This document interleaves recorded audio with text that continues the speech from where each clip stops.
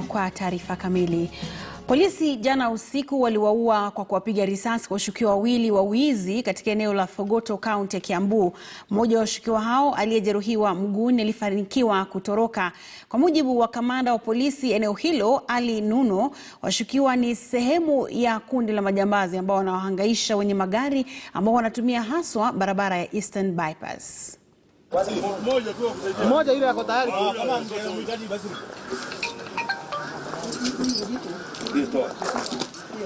Mwenye alikuwa ameniamrisha kuingia kwa msitu akaniambia nimpe kifunguo ya gari. Alirudi kwa gari, alipola pesa zote zenye zilikuwa kwa gari, walinipola zile zingine zenye zilikuwa kwa mfuko, na wakaniamrisha niwape pin ya simu na niwape pattern. Nikawacholea vizuri, wakarudia tena wakaona iko sawa, wakaangalia balance ya M-Pesa, na hapo ndio tena alini crack license yangu kutoka kwa mfuko, a copy of my license, na wakaniambia hawakuwa wanataka kitu kingine, walikuwa wanataka pesa na zile vitu zenye zinatoka pesa. Security eneo haijakuwa fiti hata kidogo.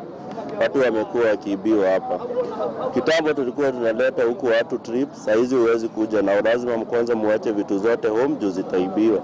Tumefurahi leo tukiwa tumelala, askari wamefanya kazi mzuri, wamekuwa wakichunguzana nao kwa wiki 3 na leo wameweza kuwanasa. I want to tell these criminals that they should take their game outside Kiambu. Or the alternative they have is that they should accept salvation. This crime does not pay. We are going to catch with them wherever they are. So the only option left for them is to accept salvation and be responsible citizens within our community. Na kukatizwa mara kwa mara kwa huduma za umeme kunachangiwa na uchache wa wafanyakazi wa kampuni ya Kenya Power. Haya yamesemwa leo na viongozi wa kutetea maslahi ya wafanyakazi hao wakiongozwa na katibu wao Ernest Nadome. Walizungumza na wanahabari mapema hii leo hapa jijini Nairobi.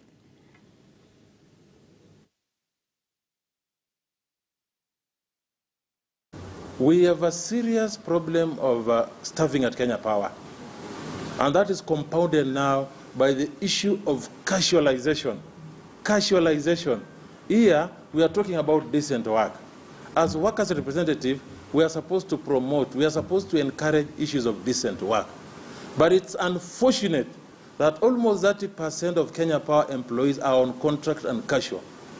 We've tried as much as possible as a union to come up with a memorandum of understanding to see how gradually these particular employees can be converted to permanent. How do we expect workers to be motivated when all factors surrounding them are demotivating? Let the employer consider increasing commuter allowance. Let the employers consider paying salaries on timely basis for workers to be comfortable. Let the employer think of ensuring that the stagnation is addressed at all levels. County governments, national government, let's address the issue of stagnation for public servants to be happy, for them to have output that is going to resort to growth of this nation. The last pipes, water pipes that were placed are colonial. Nobody is scared to replace the infrastructure. That's why you find busts, water shortages, water, what do they call, non-revenue water. It's going out there. And you know what? Instead of replacing this infrastructure, government funding this infrastructure, they are busy penalizing workers, saying that this is non-revenue water going down the west and the people responsible are the workers. How? You have not replaced these pipes since 1952? And then you say it's the workers who are not careful, they are not caring to collect money. Reduce non-revenue water. How do you reduce water leaking down there and there's no infrastructure replacement? There's no budget from the Ministry of Water sufficient enough to cover these matters. Na mtazamaji, tukiachana hayo, Jaji Mkuu Martha Koome amekuwa mjini Kisumu kwa ziara rasmi katika mahakama ya Kisumu na pia kutembelea rumande ya watoto. Alikuwa na haya ya kusema kuhusu utunzaji wa watoto. I see myself in you and I tend to think you are my grandchildren. So that is why I came here, so that I encourage you. And I congratulate those who have been working in this facility. I came here 4 years ago in another capacity when I was chairing the NCAJ, Special Task Force on Children Matters. And I'm happy to note the transformation that has happened since I was here last. There is true focus on the best interest of the child. And that is what indeed we have been preaching around, that when you see a child who is in need of care and protection, please look at that child as if it were your own child. And when I see how beautiful and handsome these ones look, I am so encouraged that as a country we are getting somewhere. I am here to give you my commitment as the Chief Justice that we are going to ensure that our children are protected.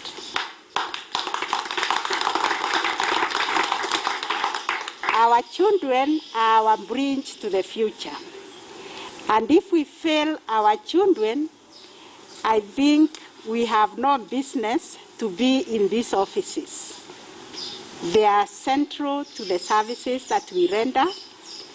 I have received a memorandum here from the children, which was presented to me by Beatrice, on the challenges that they encounter as children in the justice system. Our prayer is that we will have no children in the justice system, because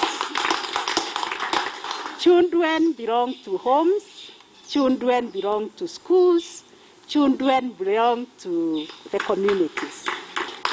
So the communities will take that responsibility.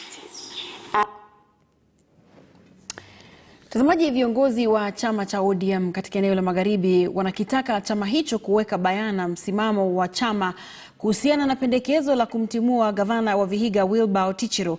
Wamesema hayo kutokana na shughuli ambayo inaendelea ya kukusanya saini za kumtaka rais kuvunjilia mbali serikali ya kaunti ya Vihiga. Tayari saini 50,000 zimeshakusanywa, jinsi anavyoarifu mwanahabari wetu Willy Lusige Akoto.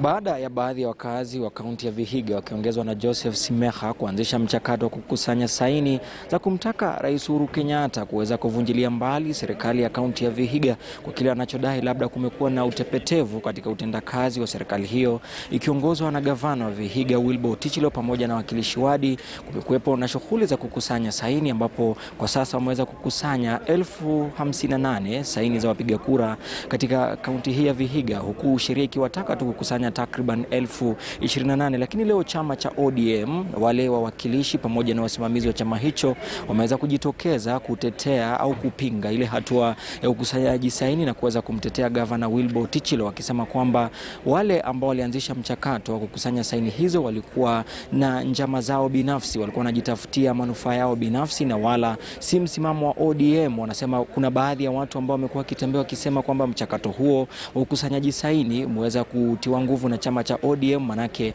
gavana wa kaunti ya Vihiga Wilbur Otichiro pia ni mwanachama wa chama hicho na aliweza kushinda kiti cha ugavana hapa mwaka 2017 kwa kutumia tiketi ya ODM. Kwa hivyo wakilishi hawa wa chama cha ODM na maafisa wa ODM wameweza kujitenga kwamba chama cha ODM kina mkono katika hatua hii, na hiki ndicho walichokuwa nacho cha kusema. Our attention has also been drawn to some idlers, led one of Mr. Simeha, who has been holding clandestine meetings in the party in parts of Vihiga County with the aim of undermining the leadership of our governor, Otichiro. His agenda is to paint the governor as an non-performer with the sponsorship of some politicians from the county. Kwa niaba ya MCS wa ODM Vihiga, ninataka kusema kwamba tunakashifu vikali sana vitendo ambavyo anayejiita Shimeka na kikosi chake wanafanya. Shimeka hatambuliki hata kidogo na chama cha ODM. Yale anayofanya ni kujiletea manufaa yake ya kibinafsi. Kando na hayo, wamewataka viongozi wa chama hicho katika ngazi ya juu wakiongozwa na katibu wa chama hicho Edwin Sifuna kuweka wazi ikiwa wanafahamu njama ya kuweza kumondoa Otichilo, na kama hawafahamu lolote wanataka Joseph Simeha ambaye pia ni mwanachama wa ODM kuweza kutimuliwa kwa kuanzisha mchakato wa kukusanya saini za kuweza kuvunjiliwa kwa kaunti ya Vihiga. Penye hizo signatures zinaenda kuna Simeha na sponsors zake ni kama wale watu wanabeba maji kwa gunia. They are wasting their time. Manake hauwezi ukatoka unasema tio governor sijui hajafanya nini, governor hajapewa watu mshahara, governor na wenyewe hajatoka wanalalamika. Sisi tunaongea kama chama chetu cha ODM, tuko imara kama simba, na hili swala pia tunataka liende lifikie Secretary General na Chairman John Mbadi. Manake anatembea humu ndani akieneza uongo. Hako na baraka za Edwin Sifuna, hako na baraka za John Mbadi. Tunataka leo ifikie akina Sifuna na Mbadi watuambie huyu jamaa anaongea mambo ya ukweli, manake kwa baba huko hayuko.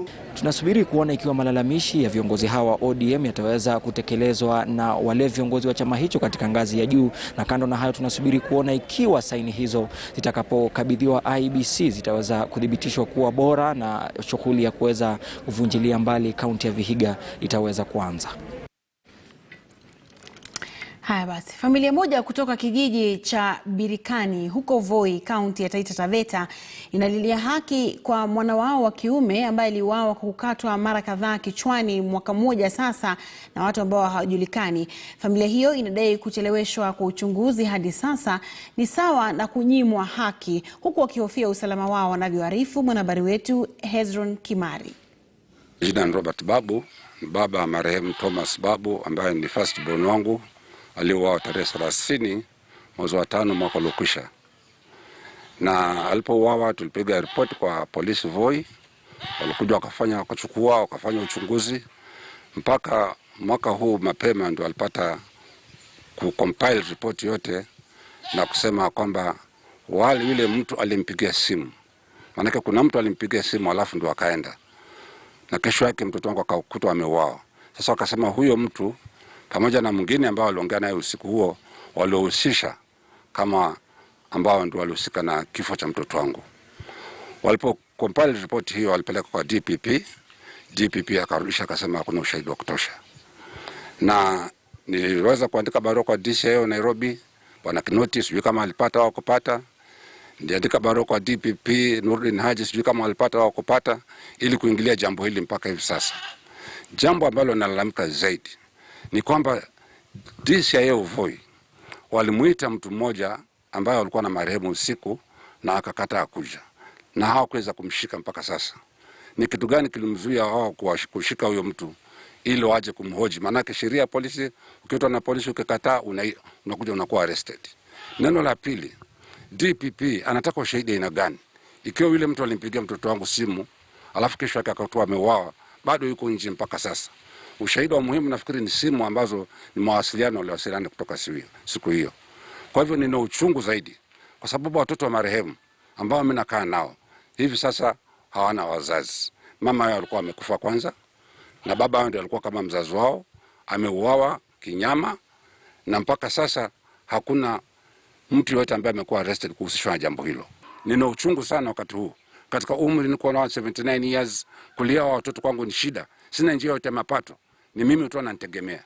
Lakini zaidi nataka ukweli upatikane, watoto hawa waweze kutuliza roho zao. Sasa ni mwaka mmoja tangu babangu afariki na hakuna nini serikali hajatendea haki. Mimi nasikitika kwa sababu kijana wetu ndio alikuwa mkubwa na aliuliwa kinyama. Paka leo tunangojea, hata mwaka umeisha hatujaona lolote likifanyika, na mimi ndio tumebaki na watoto. Mama yao ndio alikuwa ameanza akatangulia kwanza, lakini mamake hakuuliwa, alikufa na ugonjwa akaugua kakufa. Watoto nimewachia watoto 3, mdogo alikuwa amewacha na mamake kiwa wa miaka 2, na mimi ndio naangalia paka sasa. Lakini wakati ule babake alikuwa hai, yeye ndio alikuwa akiwaangalia kwa chakula, kwa wasomesha, lakini sasa aliuliwa. Sasa majukumu yote inaningojea mimi. Hata nasema Mungu, kama Mungu ambaye anatetea haki za wanyonge, tunataka msaada kutokea kwa serikali, tuone haki za watoto zitapatikana. Na mtazamaji, natumai kwamba familia ambayo ilifikwa na msiba huo itaweza kusaidika. Na serikali sasa inapanga kuwapa mafunzo vijana 30,000 kuwawezesha kupata maarifa ya kazi za ufundi. Waziri wa Leba Simon Chelugui aliyasema hayo huko Athi River kwenye mahafali ya taasisi ya mamlaka ya mafunzo ya ufundi NITA, ambapo wanafunzi 82 walifuzu.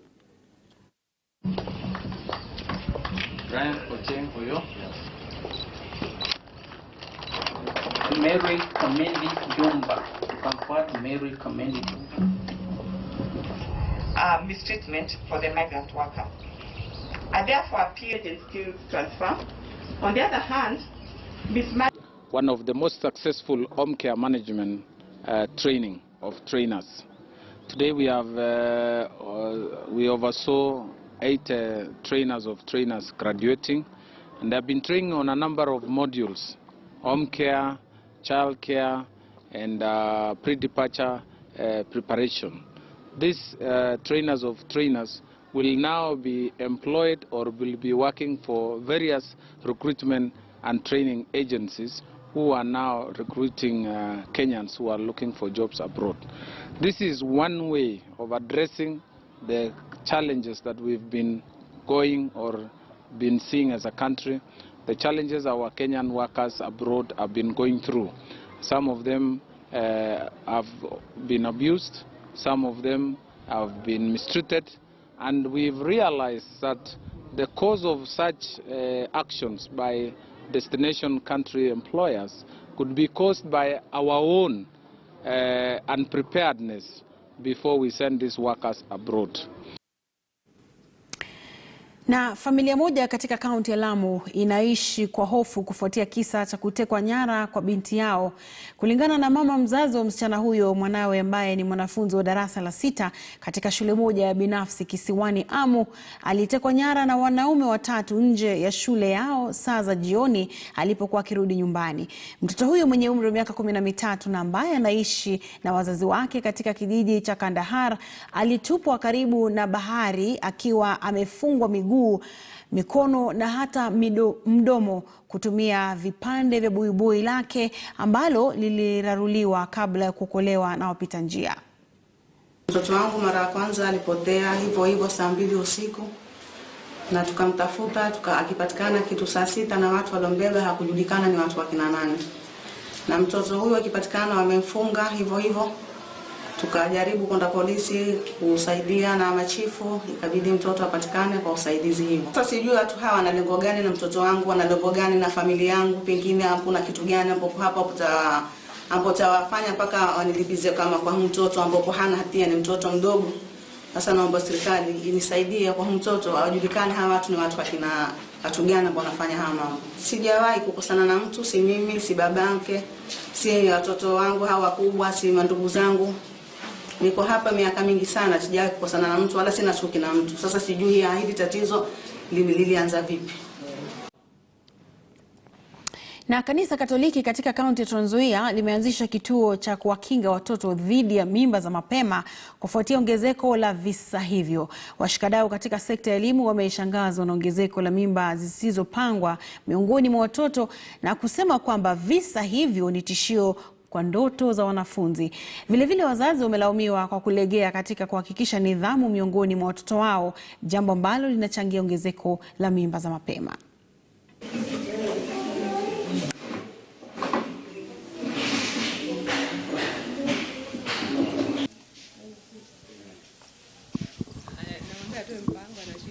In the parish, we have a group called Child Protection Group, and that's a group that goes round through all the schools. They are talking about these issues because it's trending now, so they are going round to talk about these issues, to talk to the teachers, talk to the students themselves, if possible also talk to the parents during open days, to talk to the parents about these teenage pregnancies, to see how we can trap it.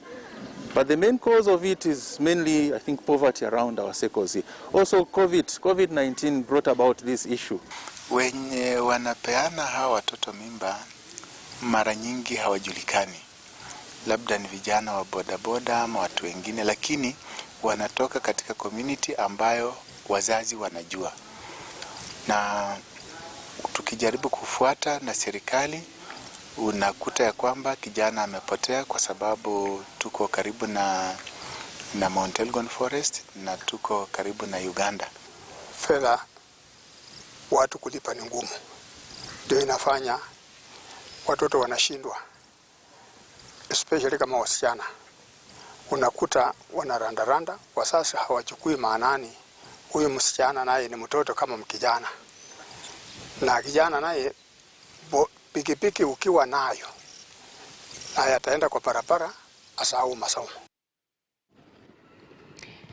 Na mtazamaji, turejee huko Lamu ambapo vijana Lamu wanahimizwa kupata masomo ya maadili ya Kiislamu ili kuishi maisha yanayoambatana na mafunzo ya Qur'ani tukufu. Wakizungumza kwenye muhadhara ambao ulifadhiliwa na jamii ya Al-Azhar kutoka Misri kwa ushirikiano na msikiti wa Riadha, maimamu waliowaleta mamia ya vijana wamewashauri kukumbatia mafunzo hayo kwa maisha ya kila siku. Kauli mbiu kwenye mafunzo hayo ni huruma ndani ya Uislamu.